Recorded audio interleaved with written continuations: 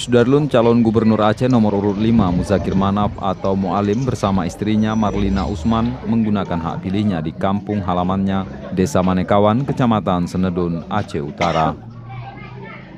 Mu'alim terdaftar sebagai pemilih di TPS 23 Kota Panton Labu, Kecamatan Tanah Jambu Aye, Aceh Utara bersama istrinya. Namun ia menggunakan hak pilihnya di TPS 2 Desa Manekawan.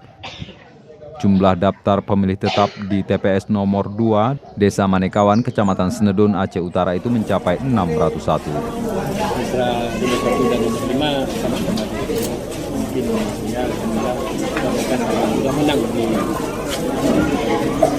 Hasil pemilihan tersebut, Mu'alim mendapat suara terbanyak di kampung halamannya. Dari Loksukon, Jafar Yusuf, Serambi On TV.